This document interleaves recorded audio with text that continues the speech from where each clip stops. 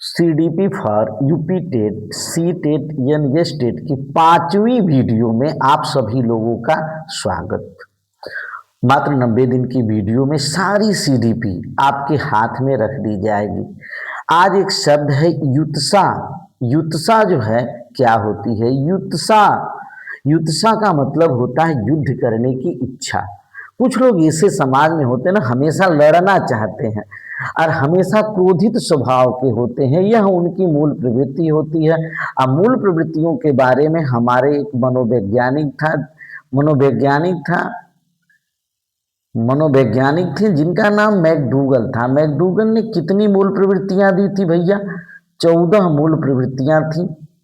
और उन्हीं मूल प्रवृत्तियों में से एक मूल प्रवृत्ति जो है युत्सा थी, और संवेग उसका क्या था? क्रोध।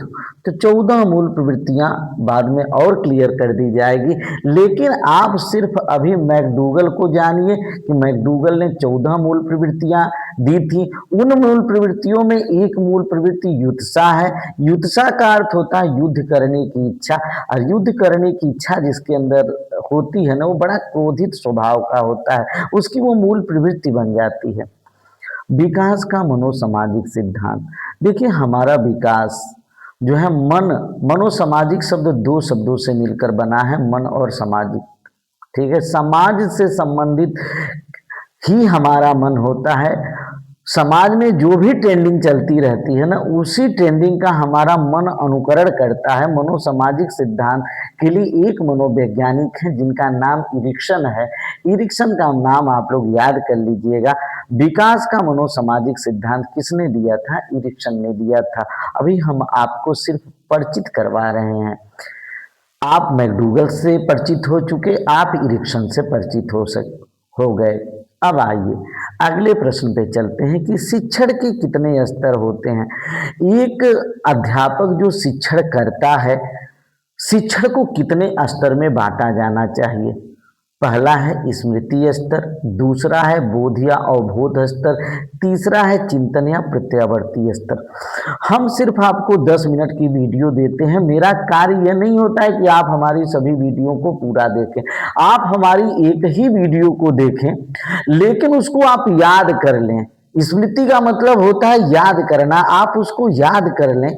स्मृति स्तर, उसमें 8-10 प्रश्न होते हैं, वह एकदम आपको याद हो जाए। 15 मिनट की वीडियो को 2 बार देखिए और उसके बाद एकदम याद कर लीजिए कि सर ने हमको ये बताया था। जब आप याद कर लेंगे ना, तो याद करने के बाद बार बार नोट्स बना लें, और उसके बाद जब आप उस नोट्स को देखेंगे ना, तो बोध स्तर या अवबोध स्तर होता है।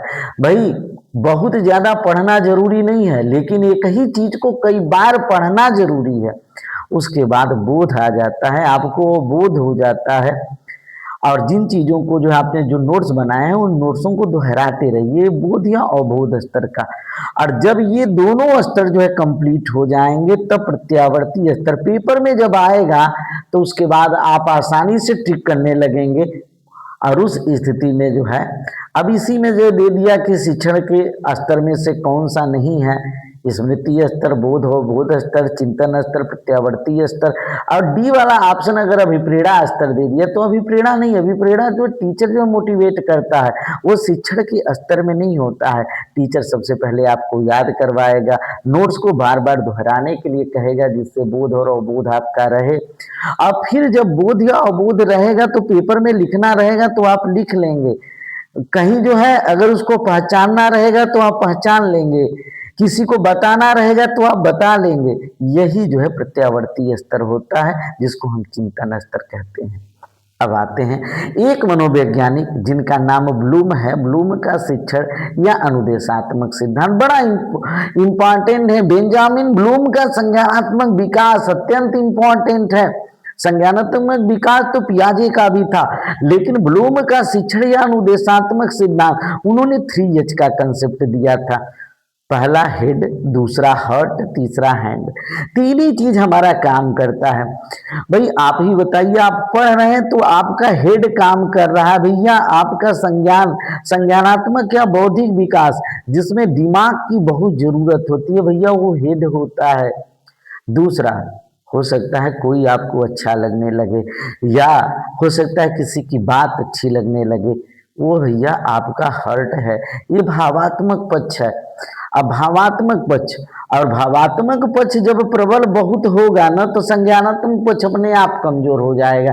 इस नाते हर्ट वाली बात पे कम ध्यान दीजिएगा, भावात्मक पक्ष एक नॉर्मल लेवल पे रहे, ज्यादा इमोशनफुल मत बनिए, और जैसे ही बनेंगे ना यह पक्ष आपका कमजोर हो जाएगा।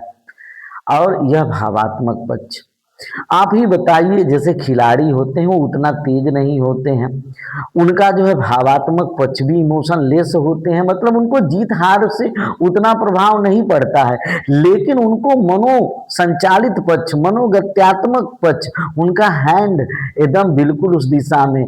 पता चला कि कोई जो है मिस्त्री होता है, उसके पास उतना संज्ञानात्मक ज्ञान नहीं होता है, उसके पास उतना भावात्मक पक्ष नहीं मजबूत होता है, लेकिन उसका हैंड बहुत जबरदस्त काम करता है, ये मनोसंचालित पक्ष है। ब्लूम का शिक्षण या अनुदेशात्मक सिद्धांत, और दुनिया में किसी को आप जो है खराब नहीं कह सकते। भाई आप ही बताइए, विद्वान व्यक्ति है, यहाँ पे कवि वाला व्यक्ति है, यहाँ पे खिलाड़ी व्यक्ति है, तो किसी में हेड की अधिकता है, किसी में हर्ट की अधिकता है, और किसी का हैंड बढ़िया तरीके से काम कर रहा है, खूब चौके छक्के मार रहा है, तो मनोसंचालित पक्ष एकदम उसको दिखाई दे रहा है कि इस गेट पे हमको क्या करना है। अब आते हैं बेटा, बेंजामिन ब्लूम के बाद शारीरिक विकास का एक प्रमुख नियम है। शारीरिक विकास बड़ा तीव्र होता है। छोटा सा बच्चा जब पैदा होता है तो कितना छोटा होता है, 18 साल की उम्र में कितना बड़ा हो जाता है, फिर उसके बाद 40 45 50 साल तक उसके शरीर का पता चला दुबला पतला, एक समय मोटा आपको दिखाई देने लगता है, लेकिन उसके बाद जो है इसी विकास को हम द्रुतगामी विकास कहते हैं। यह एक उम्र तक काफी तेज चलता है, 0 से 18 तक, उसके बाद थोड़ा धीरे धीरे होता है, लेकिन शरीर का विकास होता है। अब आते हैं अनुकूलित प्रत्यावर्तन का सिद्धांत। यह सिद्धांत जो है इवान पावलाव ने दिया था। इवान पावलाव का कुत्ते पे जो है प्रयोग था। और अनुकूलित प्रत्यावर्तन का सिद्धांत, अपने आप को हम अनुकूलित कर लेते हैं, कुत्ता भी जो अनुकूलित कर लिया था। जब उस इवान पावलाव के हम सिद्धांत को बताएंगे तो पूरी तरह से यहाँ पे हम अपने ऊपर लें कि हम प्रत्येक चीज के अनुकूलन बैठाना हमारा काम होता है। आज हमें सीटेट में या टेट में या सुपर टेट में बाल मनोविज्ञान की बाल मनोविज्ञान हमारे लिए जरूरी है, तो उसके साथ अनुकूलित कर लिया। अनुकूलित प्रत्यावर्तन का सिद्धांत इवान पावलाव ने दिया था। विकास के कुछ प्रमुख सिद्धांत हैं जिसको हमें, विकास जो है बहुत महत्वपूर्ण बिंदु है।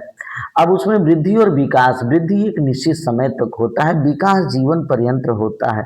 परस्पर संबंध का सिद्धांत, भाई हर विषय एक दूसरे विषय को मोटिवेट करती है, उसको सिखाने में मदद करती है। आप यहाँ पे भले बाल मनोविज्ञान पढ़ रहे हैं, लेकिन आपका हिंदी भी मजबूत हो रहा है। निरंतर विकास का सिद्धांत, मनुष्य जीवन में कभी हारता नहीं है, या तो जीतता है नहीं तो सीखता है, यही उसका विकास है। जीवन पर्यंत वह जो है विकसित होता रहता है। और पता चला कि जिस फील्ड में वो हारा रहता है ना, उस फील्ड में दूसरे को जिता भी सकता है, इतना उसके पास, यदि उस फील्ड में वो काम किया है तो। समान प्रतिमान का सिद्धांत, भैया सबका विकास एक ही जैसा होता है। अब ये नहीं कहेंगे कि नहीं सर हमारा वृद्धावस्था पहले आ गया, वृद्धावस्था के बाद जो हमारी प्रौढ़ावस्था आई, प्रौढ़ावस्था के बाद युवावस्था आई, युवावस्था के बाद हम बचपन में अब जा रहे हैं, अब फिर शैशवावस्था। अरे नहीं भैया, सबसे पहले आपकी शैशवावस्था आएगी, शैशवावस्था के बाद आपकी बाल्यावस्था आएगी, बाल्यावस्था के बाद आपकी किशोरावस्था आएगी, प्रौढ़ावस्था आएगी और वृद्धावस्था आएगी। सभी लोग ऐसे ही होते हैं, ठीक है। हम किसी बच्चे को जब पनिशमेंट करें ना, तो उस समय अपने बचपन को सोच के पनिशमेंट करें कि कैसे थे, ठीक है। हम भी बहुत बड़े लालची थे भैया। पता चला किसी की मिठाई जो विवाह में देखते थे ना, तो ये सोचते थे कि नहीं दूल्हा क्यों मिठाई नहीं खा रहा है। हमें जो है हमारे मुंह से जो है लार भी टपकने लगता था, लेकिन बाद में क्या हुआ, बाद में हमें जान गए और पता चला कि नहीं, आज जो है हरी सब्जी बचपन में अच्छी नहीं लगती है, लेकिन आज बहुत अच्छी लगती है। समान प्रतिमान का सिद्धांत है। वंशानुक्रम और वातावरण दोनों चीज है। कुछ लोग हेरिडिटी रूप से तेज होते हैं, उनके माता पिता तेज हैं तो बच्चे भी तेज हैं, लेकिन कुछ लोगों के माता पिता नहीं तेज हैं, तब भी उनको समुचित वातावरण मिला है ना। हो सकता है उनके जीवन में जो चीज अभाव रहा है ना, उस अभाव को पूरा करने के लिए वह पता चला कि उस आनुवांशिक बच्चे से भी तेज है। यह वातावरण का प्रभाव है भैया, यह सबसे महत्वपूर्ण है। आइए एक बार हम सारी चीजों को देख लेते हैं। एक मनोवैज्ञानिक मैकडूगल थे, जिन्होंने 14 मूल प्रवृत्तियों का सिद्धांत दिया था। मैकडूगल की मूल प्रवृत्तियां 14 मूल प्रवृत्तियां, उसमें से एक मूल प्रवृत्ति युत्सा थी। युत्सा, अयुत्सा, युद्ध करने की इच्छा या क्रोध। विकास का मनोसामाजिक सिद्धांत इरिक्सन ने दिया था। शिक्षण के 3 स्तर हैं: स्मृति स्तर, बोध अवबोध स्तर, चिंतन या प्रत्यावर्ती स्तर। बेंजामिन ब्लूम का शिक्षण या अनुदेशात्मक सिद्धांत 3H पे आधारित है: हेड, हर्ट, हैंड। संज्ञानात्मक या बौद्धिक विकास, भावात्मक पक्ष, मनोसंचालित पक्ष या मनोगत्यात्मक पक्ष कहा जाता है। हमने आपको बताया ना कि कोई विद्वान हो सकता है, कोई दार्शनिक या कवि हो सकता है, तो कोई जो है महत्वपूर्ण खिलाड़ी भी हो सकता है। शारीरिक विकास का प्रमुख नियम है द्रुतगामी विकास। यह बड़ी तीव्र गति से विकास जो है चलता रहता है। अनुकूलित प्रत्यावर्तन का सिद्धांत युवान पावलाव ने दिया था। अब विकास के कुछ प्रमुख सिद्धांत हैं: परस्पर संबंध का सिद्धांत, निरंतर विकास का सिद्धांत, समान प्रतिमान का सिद्धांत, वंशानुक्रम और वातावरण का सिद्धांत। यह है। इस प्रकार से सीडीपी की यह 5वीं वीडियो रही। आपको सीडीपी जो है ना 60 वीडियो में आपको अच्छी तरीके से बता दिया जाएगा। अभी वीडियो थोड़ी छोटी है, फिर बाद में वीडियो बड़ी भी होगी। हाँ, thanks for watching this class.